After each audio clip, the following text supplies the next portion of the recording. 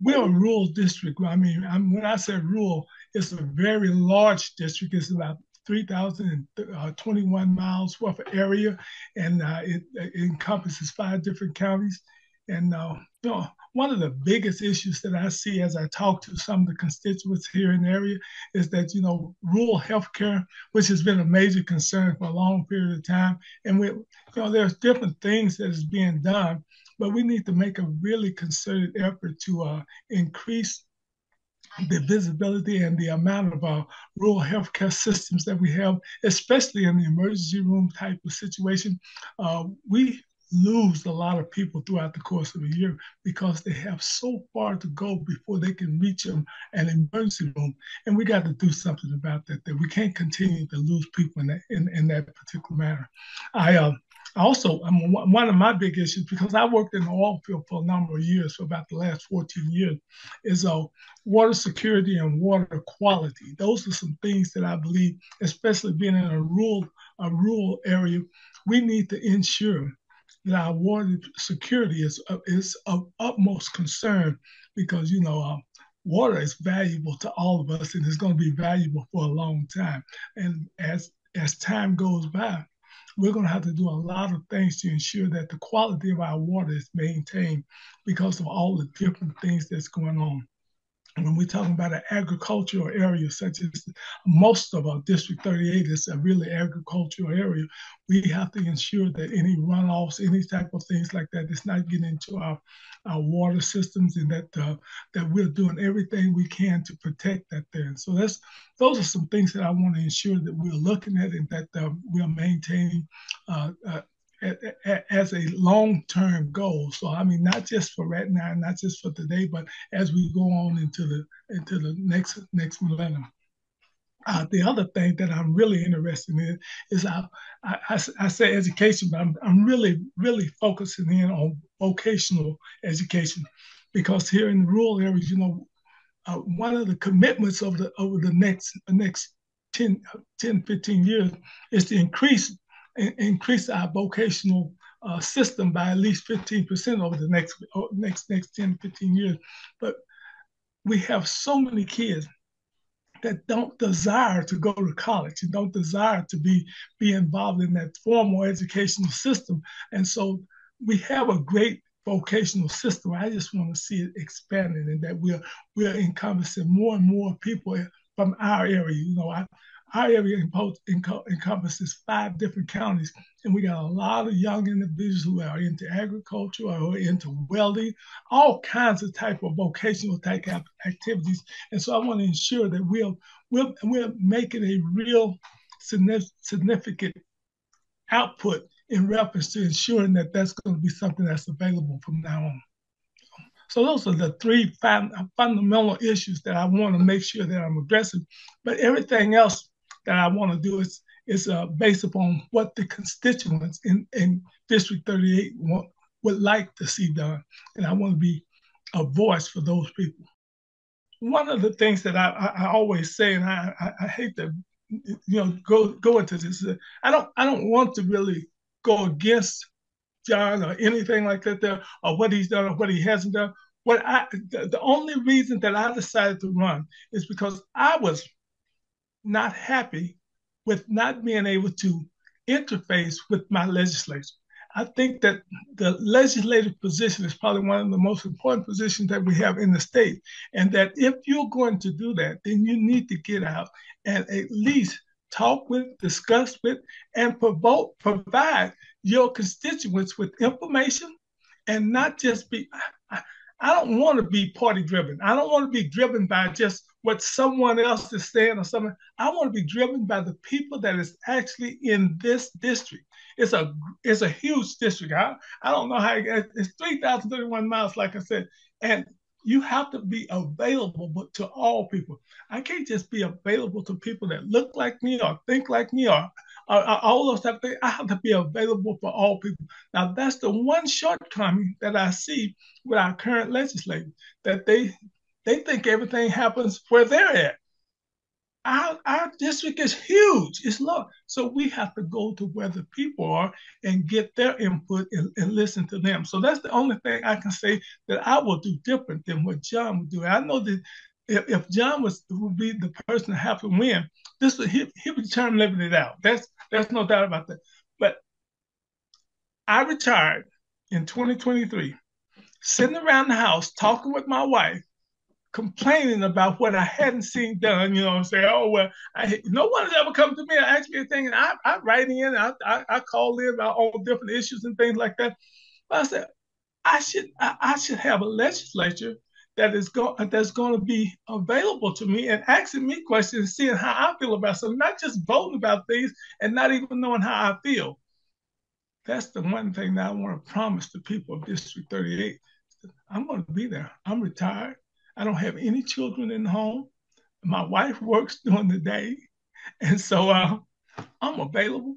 And I think that the job is 365 days a year. It's not just during the session. And so my wife told me, she said, hey, you talking all this noise. You're out here always complaining about something. Why don't you do something? And so that's why I decided to step up and try to do something. I'm not running around looking for pats, and I'm not looking for people to do all this. I'm not knocking on people's doors saying, give me your money. My campaign is very inexpensive, but it's very real. All I want to do is support the people of District 38 and actually help them to help themselves in reference to what we need for this district. I'm a veteran. I was in the Marine Corps. I went in 1972, got out in 1975. I didn't get. I got out because I was a troubled young man, and so they decided that we didn't do a good job with each other, so I got out. But I talked with them. I go some of the Veterans Affairs, and one of the things that we want to ensure that the veteran hospitals and the healthcare system is built up, and that we are able to get the resources that we need to ensure that healthcare is being provided to veterans. We see a lot of veterans now that are homeless.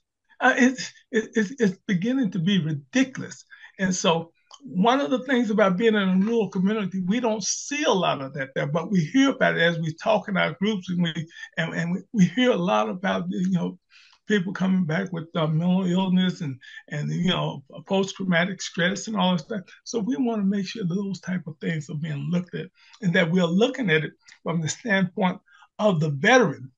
But so many times, we have these big orchestrated deals that's going on, but it doesn't take into consideration what the veterans are thinking about. And so we have coalitions, we have groups that are out there promoting different ideas and things. And so what I would like to do is to tie into some of those groups and to find out what they believe would be the best course of action for addressing the mental illness issues, addressing the homeless type issues, addressing lack of resources in all areas. And so those are some of the things I like to do with the veterans. Because I told on my website, I said, if anyone calls, or anyone wants to talk, I'm available. I'm not the type of person that's going to, just beat on somebody's door all the time. But I put my phone number, my address, and who I am is out there, is available. And if someone has a question, if someone wants me to come forward and say, I'm there. All they have to do is just let me know I'm there. I am so available. And when I think about a representative, that's what I want a representative to do. Because we can't solve everything, and I don't have no magic wand. I can't go out there and say that this is going to happen or that's going to happen. But I do know that with constructive communication, we can get a lot of things done. And that's what I believe that I'm good at is constructive communication. It's been an interesting time. When I got elected in 2014, I got elected in the runoff, and from the time I got elected to the time I was sworn in, the price of oil dropped through the floor, and we entered into my first session with a shortfall, which then kind of grew and compounded, and we were able to stabilize the budget. We were able to give the largest teacher pay raise in state history, and just being able to stabilize Oklahoma's state budget, being able to invest in education. Those are all things I'm very, very proud of. And we fix problems along the way. I keep joking with the friends of mine that we came in together, golly, 10 years ago now, that we're getting tired of living through once in a lifetime events during our legislative tenure. But we've continued and we've persevered, and Oklahoma's come out stronger. We have record we were able to give a record tax cut this year with the grocery tax. We have savings, and our gross revenue receipts keep coming in better month after month. So all in all, the state's in a really good financial position, and along the way, we've passed some really good policies. We've been able to expand and invest in our communities. We've been able to make Oklahoma one of the most business friendly states in the nation. And because of that, we've seen mass immigration into Oklahoma from people who are moving out of other states who want to come live here. So when you add it all up, it's been an exciting and not always fun, but always eventful 10 years. Right now, honestly, the biggest district my issue is facing is the fact that we need rain. I cover 3,101 square miles, Guthrie to Kansas, up and down I-35, parts of 5 counties, but only less than 10 stoplights. So I have a really large ag community, and that's what I do. I mean, I'm a farmer rancher outside of Mulhall, and the fact that we need rain right now is affecting everything. That's why we've worked hard on investing back into water infrastructure. We need to continue and update our Water for 2060 plan because it's when it was done before I got elected, the idea was to use the same amount of water in 2060 that they were using then. The estimates and models were wildly off. We need to update that. We need to continue to invest in water infrastructure. We need to continue to fund our conservation districts that help on a voluntary basis help our farmers improve their farming practices. And that's the thing affecting most farmers. And then the things of affecting the rest of the state also affect us. Just how we have to deal with it in rural Oklahoma is a little different. We have a teacher shortage. We have to address that. We need more quality and more daycares. We have mental health concerns. We have public safety concerns. We have the numbers going down, but we still have an issue with illegal marijuana farms in our district that OBN and the sheriffs and the district attorneys are working to get a handle on. But it's been a problem that we're trying to fix. So again, not necessarily unique problems to just our part of the state, but how we have to deal with them because of these smaller communities, because it is rural Oklahoma. The way we have to try to entice people to move to fill critical positions is just different, and it affects so much. It affects you more than you realize. That I mean, in the last 20 years, we've lived through 2 droughts that were worse than the Dust Bowl of the 30s. We didn't lose 6 inches of topsoil because we have better conservation practices. But these events are happening more often, and it affects you because you're working all day. It's hot, it's dusty, things aren't going well, and it affects your home life. It affects your mental health. Things like that I didn't think about. When I was 20, that I'm like, oh, this is now that I'm in my 30s, I realize, oh, this is probably why I'm in a bad mood, and need to handle it differently. Like I said, I'm a Marine Corps veteran. I served 4.5 years in the United States Marine Corps. I deployed to Afghanistan in 2011, and then got out and ran for this job. Oklahoma is very lucky. We are a very, very veteran friendly state, and every legislature that I've ever been in has made that a priority. Every governor I've served under has made that a priority, and so we're very good about being conscious and taking care of our veterans. The main thing is again access to health care, trying to provide these veterans help and help them navigate the VA system, which is an interesting federal bureaucracy to try to navigate sometimes. Trying to make sure that our Oklahoma Veterans Council has the things they need, making sure that the little bit the state can do to help to keep the veterans hospitals open, because those are all federally funded, is important. And then continuing to push forward and upgrade the facilities for our veterans homes that we've passed, that we've needed. Construction's still ongoing, and hopefully we'll see those completed here in the next couple of years. That's going to be a huge upgrade. I mean, the one we had was an old tuberculosis ward. that had been updated and renovated, and so the state's building a new one, and it's going to be a truly great thing for our veterans. So, I mean, this is a very personal topic for me. Both my parents were teachers, and my cousin's the principal now. So we talk, and heck, my dad's on the school board here at Mulhall Orlando. So we talk education policy a lot, and a lot of times in my small communities, education in the schools, the one thing that really holds the community together. Is what brings everybody out. And I get the opportunity to represent some really really great school districts that are doing amazing, cutting edge, innovative things. But they face some problems. So we have a teacher shortage, the same as the rest of the nation. We have less and less people going in to get education degrees, and it's been an issue. When we gave the first teacher pay raise, we knew it, and we were hoping that would be able to hold some of these veteran teachers and incentivize them to stay for a while. And we still have to continue to incentivize people to get into the profession. We've done that. We have several incentive programs that are out there working, and they're recruiting people, but not to the numbers we need. We need to do a better job of expanding programs where you can take people who have classroom experience, those paraprofessionals who probably don't or maybe don't have a bachelor's degree, especially in education, and help them get the qualifications and certifications they need to fill these gaps in the classroom. We also need to talk about education in a positive light more. I know that sounds silly, but when you're trying to encourage somebody to go into a career, when all they hear about is the negative, who's going to want to go do that? Like I said, it sounds like a silly thing. It's something my mom pointed out to me, and I've noticed is true. Just talk about, we have so many great success stories in education across Oklahoma. We need to do a better job of telling that. In the past 10 years, we've invested more money into public education than they had the previous 30 combined. We've given several pay raises. We've put more money into classroom instruction. There's just a whole plethora of things we're doing that are really, really well. And yes, we have some negatives, but we need to start singing those positives well. We also need to focus on how do we reach these kids in an age where so many of them have cell phones? Do we need to take the cell phones out of the classroom? Do we need to have curriculum that kind of brings them in and holds their attention?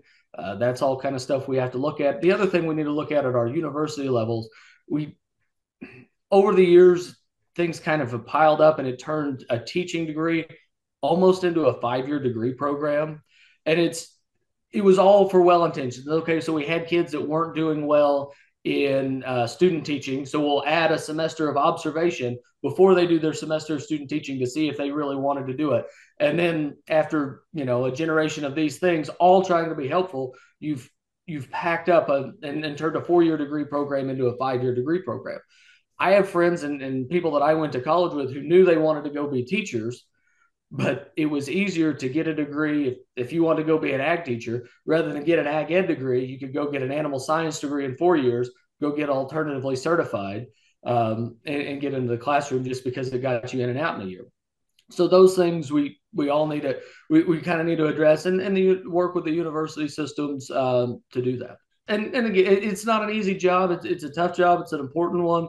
But again, we do great things in education every day. And sometimes you just need everybody to hear the positive. It's so easy to focus on all the negatives. And don't get me wrong, there are challenges in education, but we need to do a better job of highlighting the things we're doing well as well. I sure hope not. I mean, that's why I'm running again. I care deeply about this district. I mean, my family's been here for over 100 years. I'm a 5th generation Oklahoma farmer here in House District 38. And I've really, really enjoyed, even though it's been challenging from time to time, representing this district for the last 10 years. It's amazing how much I've learned, how many people I've met, trying to figure out, how things work together. And it's hard in the state capitol because when we make state laws, we can't just make state laws for North Central or Northwest Oklahoma. We can't make laws for Southeast Oklahoma. They have to affect everybody in the entire state.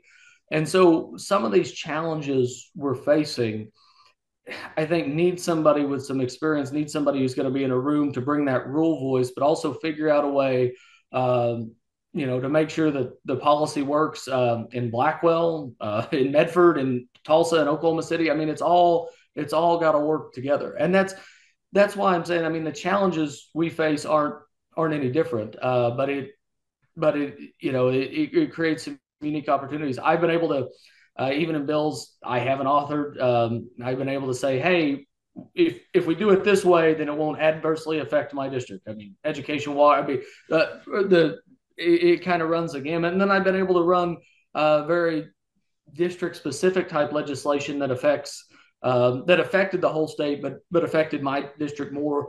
We had a problem where wind farms that get taxed on an ad valorem basis were protesting their tax valuations, which is in the Constitution perfectly legal to do, but they would then sit in the county court system, in the district court systems for some of these cases were dragging on for 10 years.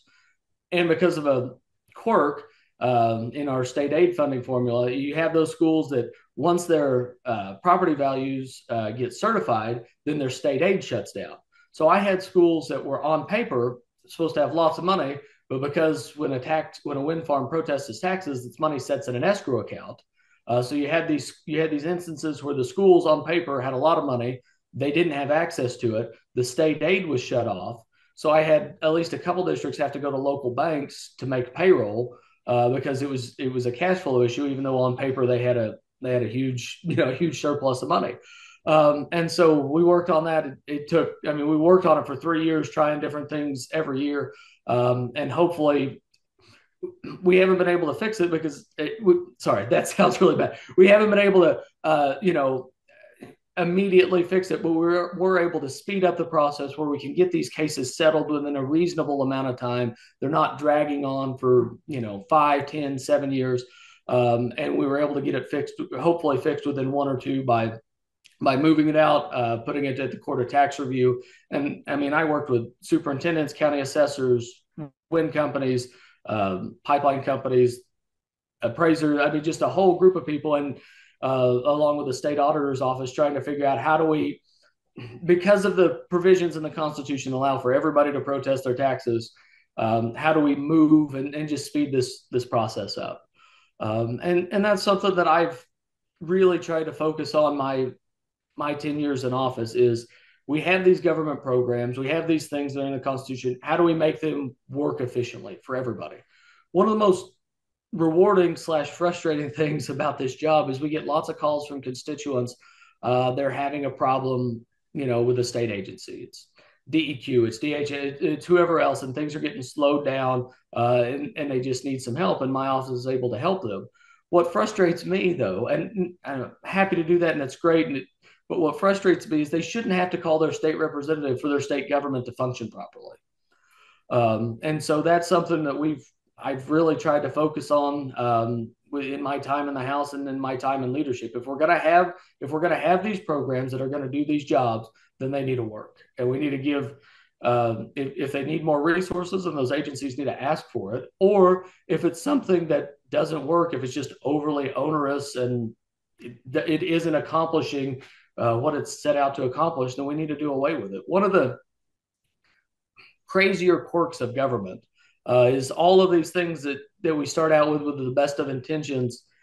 Sometimes some of them don't work, and that's fine. I mean, lots of things look great in paper and don't pan out in reality. But if they don't work, then we need to either cut the programs loose or remove the laws from the books, or something like that, just to make sure that it's supposed to work the way it's supposed to work. We either revamp it or scrap it altogether.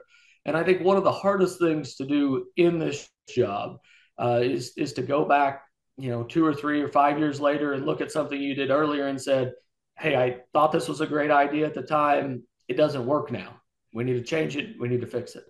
And so I've always really focused on trying to keep that in the back of my mind, not let my ego, my sense of ownership on anything affect that, and try to look at it logically and say, okay, these things work or they don't work, and we need to fix it. And being able to work with, your counterparts in the Senate leadership, the governor's office, and across the aisle. There's been times that, Representative Bennett or Representative Munson or, even Representative Fugate from the Democratic caucus side have pointed out little things, and you go, you know what, you're right. If we change this, it would work better, and not always. I think one of the other big misconceptions is that Oklahoma City's like DC, and it's not. I mean, it's a little more cordial. Everybody, all 101 House members that I serve with, I do think want what's best for Oklahoma. We have vastly different ideas sometimes on how to get there, but they do want what's best. And I bet 80% of the stuff we run on a daily basis, and it's what I tell groups when they come and tour the Capitol. 80% of the stuff we do is just, for the most part, the nuts and bolts of running government. It's not partisan. It's not a rural urban divide. It's not any of that. It's Department of Ag needs a statute update so they can, change this in their computer. I mean, just random things like that, or some constituent brings something to us that, passes out of the House 95 to nothing because everybody goes, oh, that's a good idea. Why didn't we think about that sooner? And it's the 20% that makes the news that we fight about and focus on and things. And I think sometimes, especially in campaign seasons and stuff, because we're supposed to be talking about how great we are, which I've always struggled talking about how great I just can't do it. But we forget about that we all want the right things, and up there we're there to represent our people. And even though they may have different ways of wanting it done, everybody in Oklahoma wants access to health care, good education for their children, opportunities, good infrastructure to drive on. And that's why, again, 80% of it's just kind of the nuts and bolts of running government and trying to make things work better. Please get out and vote November 5th. I'd appreciate your vote. It truly has been an honor in my lifetime to represent the 39,000 people of House District 38. And I would, I'd love to continue to do that at the Capitol. We've been able to do great things in the last 10 years, but we still have more work to do. And that's, during my first campaign, I promised that, most politicians make a lot of promises, and I didn't. I said, the only thing I'll promise is nobody will work harder for rural Oklahoma than I will. And I try to keep that every day. And that's the same promise I'll make this year.